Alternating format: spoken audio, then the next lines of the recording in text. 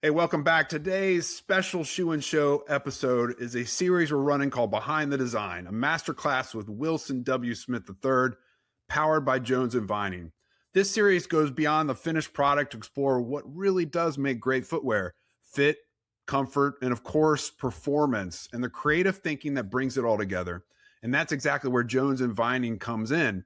You know, for decades, they've partnered with the world's leading footwear brands. I mean, all of them, collaborating from product brief to design to production, ensuring perfect fit, comfort, and performance at the highest level. Across this masterclass, we're going to check in with Wilson about his iconic design career as a designer for both Nike and Jordan, the many different athletes that he's designed for that we all know and love, his strong faith in God, and what the future of design is for our industry.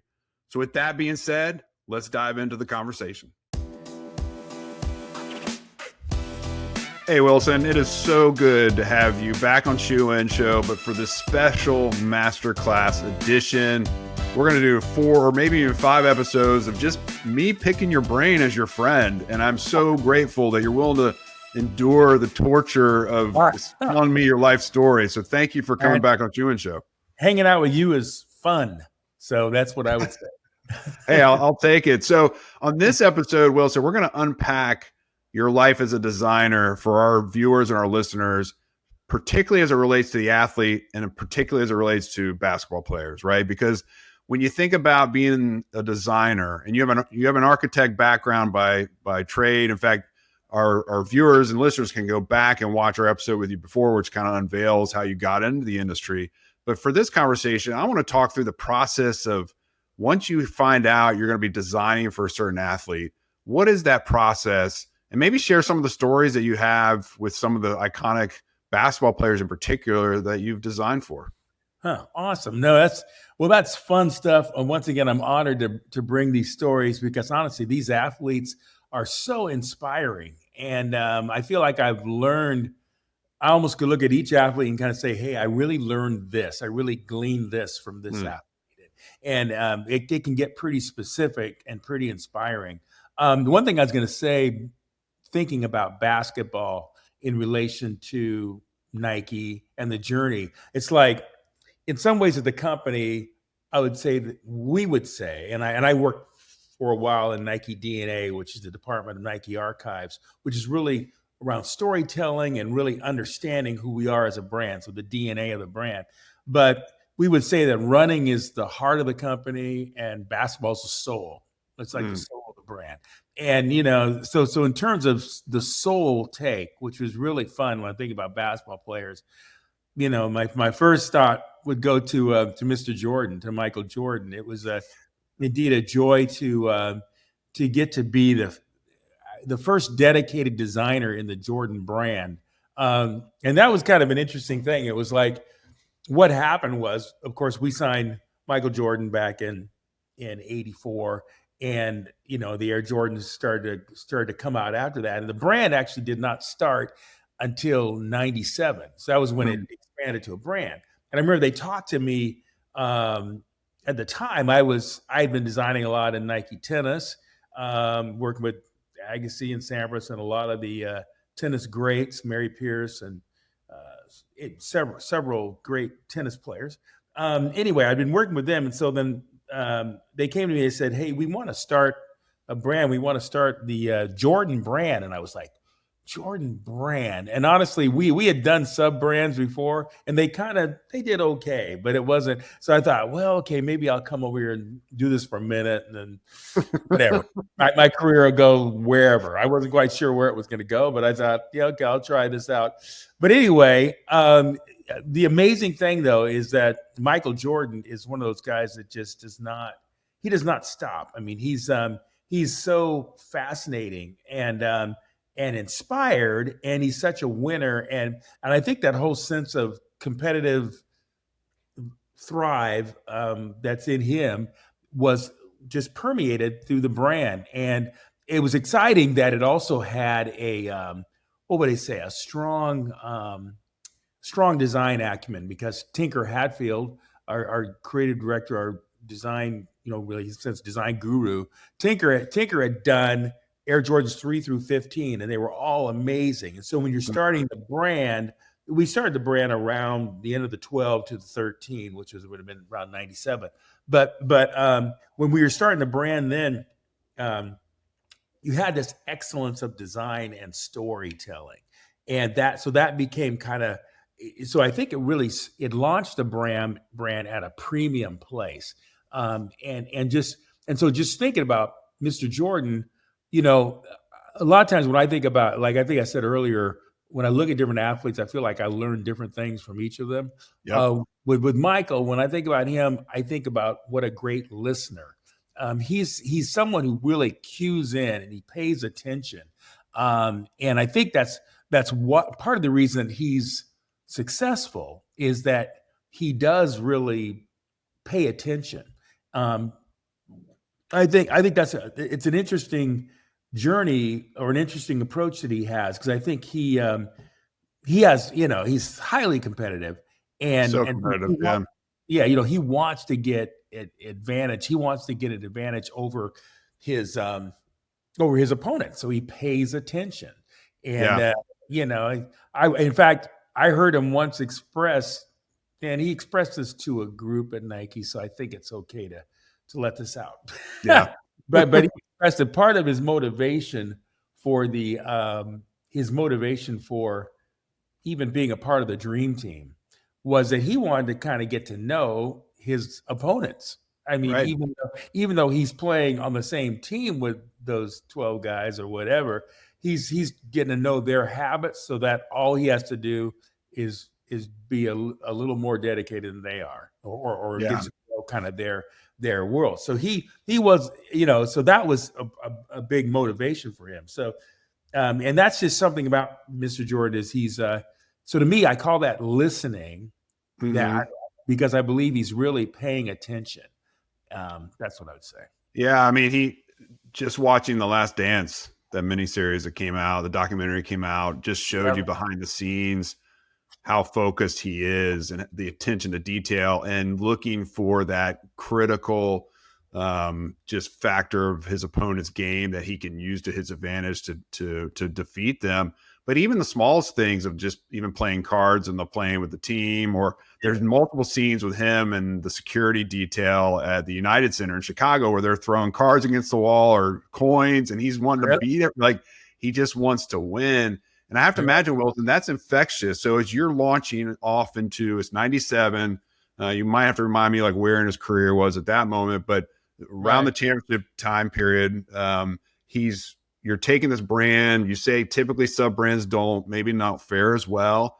I don't Right. think just based on Will and the infectious nature of his competitiveness, that was even an option for Jordan not to succeed. Oh, that's really observant, Matt. And I didn't, I didn't really know. I certainly thought that Michael was pretty amazing, and I felt the Nike plus MJ was a really great, great concoction of successful thinking and focus, and I really think it takes a team, and there's a little bit of, in all of Mr. Jordan's success, there's a little bit of chicken and the egg Mm-hmm. compared to us, because yes, he had it all, and he had all the focus, but it was a real blessing for him to be associated with the Nikes and the other brands that he had, that he was, Gatorade. I'm just trying to think of things people. Right. I want to be like Mike. Yep. That had messages that came out pretty strong about him. But so I think part of it is, a friend of mine said to me once. He said, brother, his name's Greg Johnson, pastor. He said you're much more influenced by the people who believe in you than by even the other people you believe in. And Mm-hmm. when Greg said that, I mean, what's great about that is a lot of people were believing in Michael Jordan. And he is a guy who's applying himself and is totally dedicated and going for it. And so mix that with all the support coming around you, and I believe that yes, you become the greatest. That's Yeah. kind of part of the equation. Yeah, that is definitely a part of the equation. So let's kind of step back from MJ in a second and just talk about process. So I have to imagine, like, when you're deciding you're going to design for a basketball player, I would be hyper intimidated, to be honest with you. I'm going to go into this room, and something that I'm going to create as a creative and design and develop, and then it's going to be sourced, thousands of miles away and then brought back. Like, that's got to really perform. There's literally millions of dollars at stake when it comes to the performance aspect of what you design. So whether it's MJ or Scotty or somebody else, like, what is that process? What's the first moment that door opens, and on the other side is this iconic athlete sitting there waiting to hear from Wilson W. Smith III about your vision about what comes next and how it's going to perform well? That's had to be intimidating, but walk me through that process. Well, awesome. No, that's really fun. You know, it's interesting. What would I say about that? A couple things. I think that a lot goes on, in preparation for any game as it goes on in preparation for any job. So to bring me to that point of meeting with them, you're standing on all of that, and you're standing on the shoulders of a lot of great people, and you're standing on the blessings of education and all sorts of stuff. So when that happens, you feel like, okay, I'm equipped. I'm called to do this. This is part of what I'm supposed to be. So honestly, a lot of it is, okay, yes, sure. You're kind of like, oh boy, now we get to hang out with this person or that person. But the fun thing is, I think you realize, okay, I'm here, so there's a reason I'm here. I mean, I've obviously been called to be here, and so this is an opportunity for me to bring what I've got, and I think you learn that over time, about just how much you get to bring yourself to a game, and so there's that, and I think that really when I'm meeting with an athlete, to me, it's such, one of the things that we've said at Nike, we say, be a sponge. That was that used to be one of our maxims. Now we've kind of narrowed it down to about 5 maxims, but we used to have 11. So be a sponge made the cut at 11. No, but the great thing about Did you memorize them all?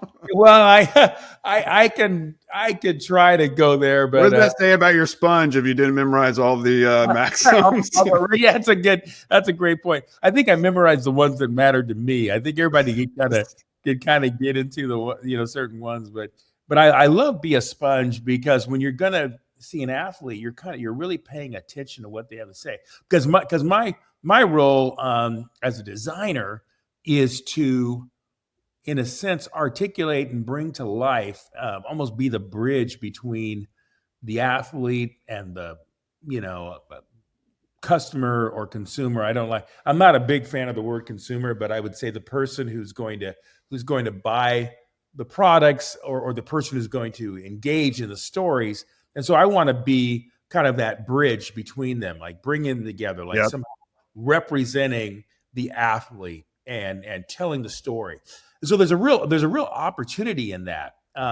So I'm paying it. So I'm trying to be a sponge and see what is it. So it's almost like, it's not like I'm looking at a tree and saying, oh, it's turning fall, so it's turning brown. I mean, yeah, that's true. But what does that mean in relation to how the consumer may be looking at the tree? I don't know. I mean, so what, so there's more to it. I'm looking at a tree out my window right now, but there's more to it than that. I mean, there's more. It's more to it than just just kind of what's on face value. You've got to interpret it so that it really makes sense. Because I think and even if an athlete is into a certain thing, okay, what you want to do is also what's going on at, say, the Nike Sports Research Lab, or what's going on in Nike Innovation, and you want to then bring some of that truth into what's going on with the products. Well, I will say that as a designer, and I've worked with a number of creative people, blessed to do that even today. And the one thing I see in designers, the really good ones, that they check their ego at the door, because you're coming with something that's creative, that actually pours out of your own internal creativity. Right. you're showing it to somebody else who may be like, not feeling it, or your interpretation is not what I want to present on the court as an iconic athlete. So how Right. many times did you bring something in and it didn't go over well? Or, and how'd you navigate that internally and emotionally? Because that's got to be a challenge. You poured your heart into something, you feel like it's the best way to go, and you walk in and the athlete's like, not feeling it. Hey, pardon the interruption, but I just want to remind you that this special series, Behind the Design, is powered by our friends at Jones & Vining. They're a trusted partner to footwear brands for materials, engineering, and innovation. You can learn more at jonesandvining.com. That is jonesandvining.com. It's probably like, they've said, Michael said he's probably missed more free throws than anybody, but I bet he doesn't remember them that much. And it's like, I know for myself, this is one guy. I was around a friend the other day and he reminded me of a presentation, honestly, with Andre Agassi, where where Andre really was not feeling what I did, and he kind of, he let me know about it. And it's like I had completely forgot about it. I mean, when I think about him, all I can think of are the real positive moments. So I think when things like that happen, I think I kind of just put them out of my head for the most part. I mean, I don't. I mean, of course, I learn from them, but I'm not dwelling. It's like an athlete. Once again, it's a game. You can't just dwell on the negative or whatever. So and so the interesting thing was when I was explaining earlier about being a sponge, that was to me the first meeting. I think that when you're coming to say bring a presentation to an athlete and you're going to be talking with the team, there is a different strategy to all of that. And Right. the thing that I want to do more than anything is to try to show the athlete just that I listened to you before, and I want to say I want to bring in some of their comments or something or insights that I felt were inspirational. And because there's an interesting thing about inspiration is that it's like inspiration. It's like a spiritual kind of thing that comes Yep. in. And so you're here, it's like a breathe that, it is spirit in that has to do with to be breathed into. And so when that happens, when you're listening to an athlete speak or whatever, and one of the things Phil Knight says, he would say is listen to the voice of the athlete. I mean, that's really, and so to me, that's listening to that breathed spirit truth, that's coming in.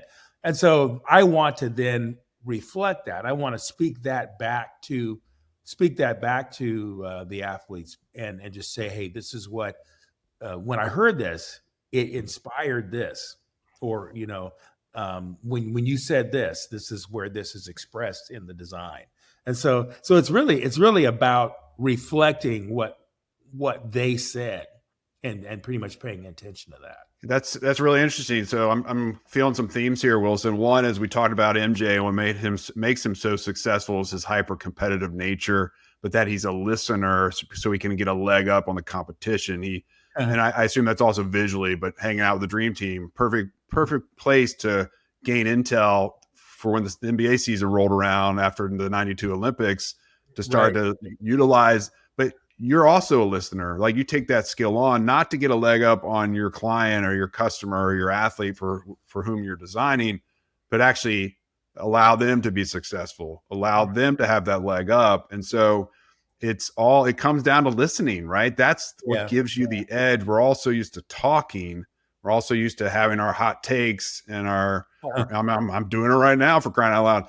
The point is, when you listen, when you shut up and you listen, you can absorb that. You can bring that in as a sponge, and then you can deploy it to have the best design pair of shoes you could possibly give to that athlete. Oh, that's awesome, Matt. It reminds me of, it reminds me of the importance. Part of what you need, I think, in listening is also humility. And the reason I put humility out there is I think I think that's a context and an inspiration to realize from a humility perspective that I don't have it all figured out. And Right. I need to listen. If I really want to do a good job on this, I need to pay attention. No, it can't be just about something that I think I've got, or I've got to give. I was honored when they did a shoe that told my story. They asked me for a quote. I gave them the quote, actually a quote that came out of Philippians 2:4, I believe. And No, my friend. Can I correct you in love? Philippians 2:3, as in 23, as in Michael Jordan. So right. it is tied into everything, my friend. That is outstanding, and that's a good way to remember the reference. So thank you. Yeah, you're welcome. I hope Purpley won't make that mistake again. But okay, Philippians 2:3. Never thought of that. Great insight. But anyway, it says, "In humility, consider others more significant than yourselves," and that's a great way to look at people when you approach people. The notion of humility, because then you can be a sponge. Then you can really pay attention to what they're bringing, whoever you're talking to, in whatever setting. Mr. from Michael Jordan on down, Yeah. or whatever. You have an opportunity to really to listen. I feel one of the great fun things that I've got to do later in my career, second half of my career, was I've been teaching a design studio at University of Oregon, and it's an adaptive design enabling athletes with disabilities. And so what we do is we get to connect students with athletes, and they bring, they talk about their sport of choice and their athletes who have had a disability that's happened in their life. And so now they need apparatus or something to help them perform the best in their sport. And generally that apparatus doesn't exist in the marketplace. And so the students get to design this special, unique thing for the athlete. Well, the process, what's great is that process is no different than meeting with Serena or with whoever that I've had an opportunity to meet with. It's still in humility, listening to them, as Mr. Phil Knight says, listen to the voice of the athlete. And the other one that ties to that adaptive design piece is Bill Bowerman, the other co-founder of Nike. He says, if you have a body, you're an athlete. So if you have a body, you're an athlete. So that's everybody, all of us, you're an athlete. And that's a great way to think about it. We want to enable athletes to perform at their peak, in all that we're doing. So anyway, so that's an inclusive thought about everyone, and it is also maybe a depth thought in terms of listening to the voice to kind of gain insights from athletes.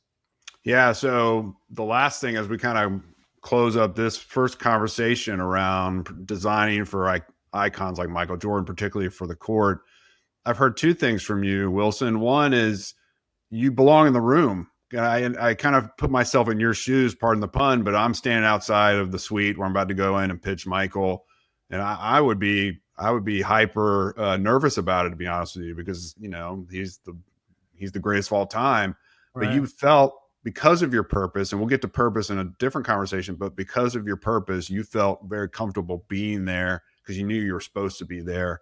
Well, at the same time, that confidence that you brought into that room in that moment was met with a balance of humility, so that you could listen and engage and understand what Michael's needs were, or Scotty's needs are, or go on down the list of all the basketball players you've worked with. And so that's really a balance. That's a hard balance at times. Sometimes they get out of whack. You feel imposter syndrome. You don't belong, or, hey, I own this place. And so you're not humble. And so it's a fine balance to be in this space, but you seem over a 41-year career to navigate it like a master classman would do. And so congratulations. Well, hey, Matt, can I give a quick shout out? I think that as much as you want to project all of those awesome traits you're kind of expressing, I think it helps that Michael Jordan is a person who understands the value of team.